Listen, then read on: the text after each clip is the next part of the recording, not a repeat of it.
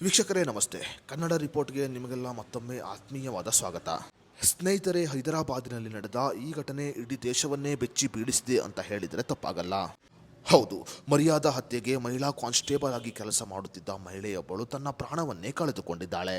ಸ್ನೇಹಿತರೆ, ಈ ದಾರುಣವಾದ ಘಟನೆ ನಡೆದಿರುವುದು ಹೈದರಾಬಾದ್ನಲ್ಲಿ. ಇನ್ನು ಮರ್ಯಾದಾ ಹತ್ಯೆಗೆ ಪ್ರಾಣವನ್ನ ಕಳೆದುಕೊಂಡ ಯುವತಿಯ ಹೆಸರು ನಾಗಮಣಿ.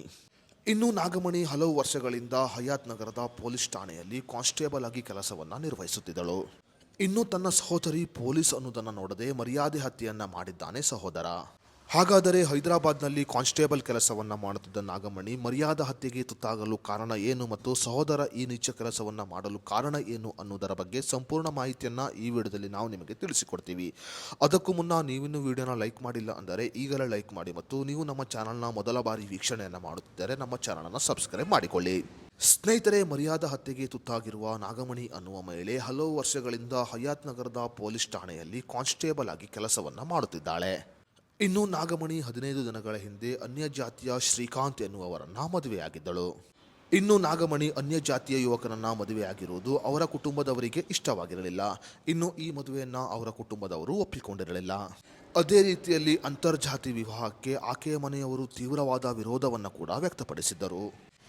ಮನೆಯವರು ಒಪ್ಪಿಗೆಯನ್ನ ನೀಡದ ಕಾರಣ ನಾಗಮಣಿ ಶ್ರೀಕಾಂತ್ ಜೊತೆಯಲ್ಲಿ ಬೇರೆ ಕಡೆಯಲ್ಲಿ ವಾಸವಿದ್ದಳು. ನಿನ್ನೆ ನಾಗಮಣಿ ತನ್ನ ಕೆಲಸದ ನಿಮಿತ್ತವಾಗಿ ರಾಯಲ್ ಪೋಲ್ನಿಂದ ಮಣೇಗೌಡ ಕಡೆಗೆ ಸ್ಕೂಟರ್ನಲ್ಲಿ ಹೊರಟಿದ್ದಾಗ ಅವಳ ಮೇಲೆ ದಾಳಿಯನ್ನು ನಡೆಸಲಾಗಿದೆ. ಪೊಲೀಸರು ನೀಡಿರುವ ಮಾಹಿತಿಯ ಪ್ರಕಾರ ನಾಗಮಣಿಯ ಸಹೋದರ ಪರಮೇಶ್ವರ್ ಅವರು ಉದ್ದೇಶಪೂರ್ವಕವಾಗಿ ತನ್ನ ಕಾರಿಗೆ ಆಕೆಯ ಸ್ಕೂಟರ್ನ ಡಿಕ್ಕಿ ಹೊಡೆದಿದ್ದಾರೆ. ಕಾರು ರಭಸವಾಗಿ ಸ್ಕೂಟರ್ಗೆ ಡಿಕ್ಕಿ ಹೊಡೆದ ಕಾರಣ ನಾಗಮಣಿ ಸ್ಕೂಟರ್ನಿಂದ ಕೆಳಗೆ ಬಿದ್ದಿದ್ದಾಳೆ. ನಾಗಮಣಿ ಸ್ಕೂಟರ್ನಿಂದ ಕೆಳಗೆ ಬಿದ್ದ ಸಮಯದಲ್ಲಿ ಆಕೆಯ ಸಹೋದರ ಪರಮೇಶ್ವರ್ ನಾಗಮಣಿಯ ಮೇಲೆ ಮಚ್ಚಿನಿಂದ ದಾಳಿಯನ್ನು ನಡೆಸಿದ್ದಾನೆ. ಸಹೋದರ ಮಾಡಿದ ದಾಳಿಯಿಂದ ಗಂಭೀರವಾಗಿ ಗಾಯಗೊಂಡ ನಾಗಮಣಿ ಸ್ಥಳದಲ್ಲೇ ತನ್ನ ಪ್ರಾಣವನ್ನ ಕಳೆದುಕೊಂಡಿದ್ದಾಳೆ. ಸದ್ಯ ಹಿರಿಯ ಪೊಲೀಸ್ ಅಧಿಕಾರಿಯೊಬ್ಬರು ಈ ಬಗ್ಗೆ ಮಾತನಾಡಿದ್ದು, ನಾಗಮಣಿಯ ವಿವಾಹದಿಂದಾಗಿ ಆಕೆಯ ಸಹೋದರ ಕೋಪಗೊಂಡಿದ್ದಾನೆ. ಮರ್ಯಾದಾ ಹತ್ಯೆಯ ಕೃತ್ಯದಲ್ಲಿ ಅವಳನ್ನ ಕೊಂದಿದ್ದಾನೆ ಎಂದು ಅನುಮಾನವಿದೆ ಎಂದು ತಿಳಿಸಿದ್ದಾರೆ.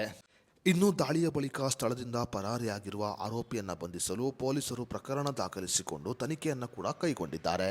ಸದ್ಯ ಹೈದರಾಬಾದ್ನಲ್ಲಿ ನಡೆದಿರುವ ಈ ಘಟನೆ ಇಡೀ ದೇಶವನ್ನೇ ಬೆಚ್ಚಿ ಬೀಳಿಸಿದೆ ಅಂತ ಹೇಳಬಹುದು. ಈಗಿನ ಕಾಲದಲ್ಲಿ ಕೂಡ ಮರ್ಯಾದೆ ಹತ್ಯೆ ನಡೆಯುತ್ತಿರುವುದು ಸಾಕಷ್ಟು ಜನರ ಆತಂಕಕ್ಕೆ ಕಾರಣವಾಗಿದೆ.